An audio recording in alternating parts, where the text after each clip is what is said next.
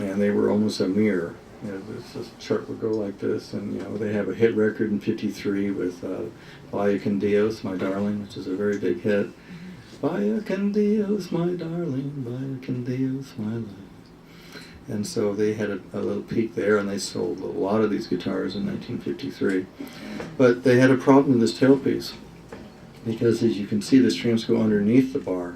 And Les was using his prototype of this tailpiece over the top of the bar so he could mute the strings and get that chicken picking sound with the fleshy part of his hand. And so they produced nearly 3,000 of these guitars with a tailpiece like this. And eventually they decided to go to what they call today a stop bar tailpiece, which is a bar like this but with two big screws that went into the body. And that actually sounded really good, and this tailpiece wouldn't slide around. You could get your hand on top of the strings to get the muted Les Paul tones and so forth. So that was in '53, and they used that tailpiece bridge combination on these gold top models from '53 into '56, even '57. But they had developed a new bridge in 1952 called the Tune-o-matic, which had individual intonation for the strings. And they reserved that for the next model of Les Paul, which was called the Les Paul Custom. So Les and Gibson both felt that they should make various models for the different types of musicians. So you had your jazzy musicians who wanted a more fancy type Gibson guitar with the ebony fingerboard and the fancy binding and inlays, and they did it in black. And because it was primarily meant to be a jazz guitar, they didn't include the maple top on the Les Paul Custom. So those came out in late '53, and they had gold hardware on them, and they had this newfangled Tune-o-matic bridge on them. And so they also wanted a model for the students, and the students were kids and so forth, and they wanted a real plain guitar, so they didn't have the maple top. It was just a flat mahogany body with one pickup, and they called it a Les Paul Junior. And they had another model, it was yellow, which they dubbed the Les Paul TV model. And the early ones of those in '54 were 3/4 size, so they had a real small guitar for the kids. And some of them had maple bodies, which were very light maple for the body and stuff, and so they were yellow. And iconically, they didn't really use the Les Paul TV model on the TV show that we've seen. I've looked through all of them, and I never saw Les Paul TV on the TV show, but that's what they called it because it was brighter and so forth, and it had a Hayward Wakefield type furniture finish on them over the mahogany. So then they had four models at that point, and then they wanted a double pickup version of the Les Paul Special. They called it like a Junior, but with two pickups. So it had the 4 controls and the two pickups. Now with the 2 pickup guitars, Gibson felt that they had tried a few different setups, the jazz guitars, and they decided to use 2 volumes and 2 tones. So you could switch between the pickups with this switchcraft switch here, and each pickup had its own tone control. And so that's the way they decided to make these guitars. And they didn't have a master volume like the Fender guitar did. So eventually the sales started waning on the gold guitar, and it wasn't quite as selling as well as some of the other Gibson guitars and so forth, and the Fender guitars in the market. So they decided, since they made Sunburst instruments for so many years, since the teens, that they would put a Sunburst finish on this guitar. And this was in 1958. Well, they also had prior to that, they had an issue with the pickups being single coils. They would pick up the hum from lights and so forth,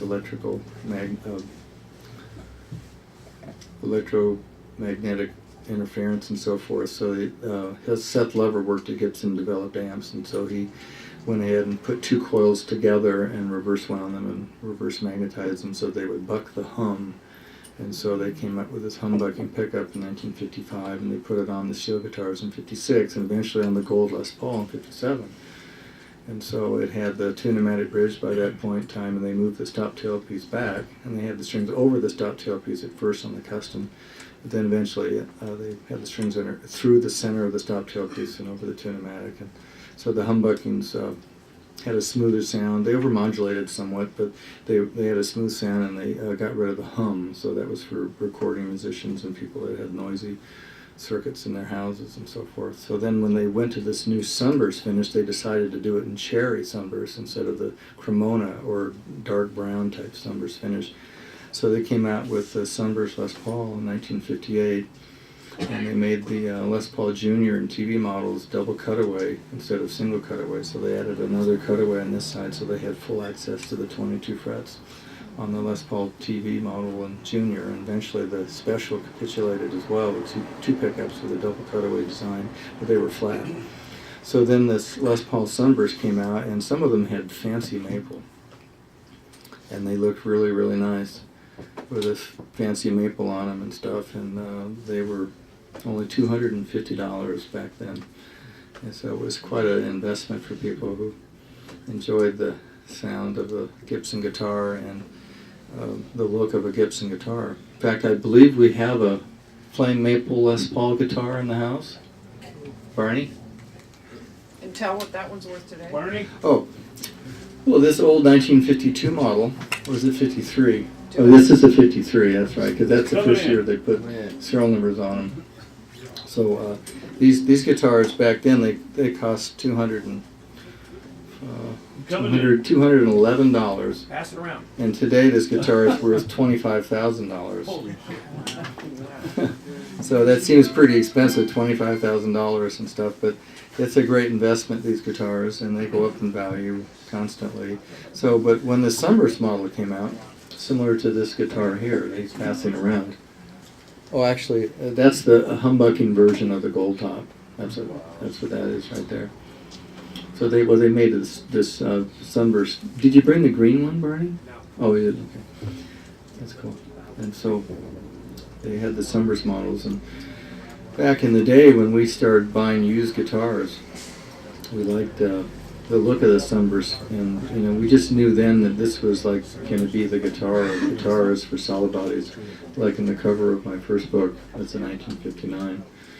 So when I bought mine for $1,000 out there in Arizona, I thought I got a pretty good deal. And so then they slowly went up to $2,500 to $5,000, and I sold one that I had here in La Jolla, found in Ocean Beach. I sold it to the guitar player in Kiss, Paul Stanley, for $5,000, and we thought, that's a lot of money, $5,000. Well, today, these Sunburst Les Paul models from 58, 59, 60 fetch anywhere from $250,000 to $700,000. So they're breadwinners, and it's better than stocks. The Cisco's the only stock that even rivals vintage guitars. Actually, better than Les Paul guitars are better investment than Microsoft. Just far out.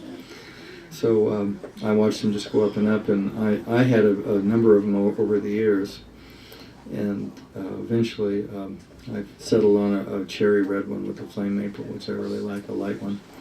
And so my insurance company had to have a meeting, USAA, to discuss, well, is this guitar worth $100,000? I don't know. And I showed them documentation that they were going for more than that, and people had written articles about it as well. I wrote articles too, but at the time they were going for $2,000. And I happened to publish that in Guitar Player magazine because Bud Eastman had asked me to write for the magazine once I came back from my trip across the country. And so a friend of mine, ended up going to this old-timer's house in Detroit, Paul Warren, and the guy says, well, I read this article here, and it says this guitar is worth $2,000, so that's what I want for it. And so he begrudgingly paid $2,000 because of my article. But later he sold for $5,000, so he wasn't complaining.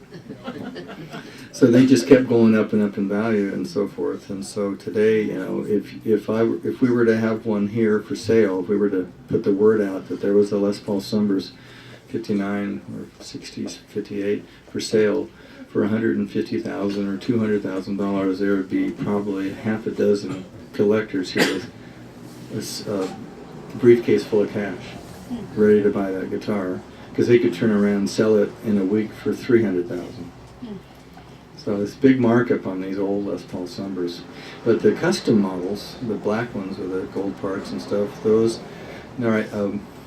those can get up to $150,000 or so. And some of the earlier ones before the humbuckings, you know, they got up to around $50,000-$60,000 a few years ago. But due to our current economic strife, because of the people that seem to run the free world, the Federal Reserve, whoever those people are, I'm not sure if it's legitimate or not, but in fact, I think we all know the answer to that question. But the economy's changed, so guitars got a little soft recently. So a friend of mine bought a Les Paul Custom for $17,000 instead of, you know, $30,000, $25,000. But the market's coming back slowly, so we'll see. But when I met Dwayne Allman's daughter recently, when I was taking pictures of Warren Haynes with Allman Brothers, she told me that she had her father's guitar. Dwayne Allman played with the Allman Brothers, and I photographed the guitar when his guitar roadie had it, Twigs, when we worked on a Dixie Dregs album. And I got to keep it overnight when I photographed it, and I played it till I fell asleep, and I played it when I got up. Special guitar. And it had Dwayne's vibe in it and so forth, and his name's across the back and front. So that guitar is now at the Cleveland Rock and Roll Hall of Fame. And I asked her if she's been offered $1 million for her father's guitar, and she said yes. So there is $1 million Les Paul guitar. It's pretty amazing.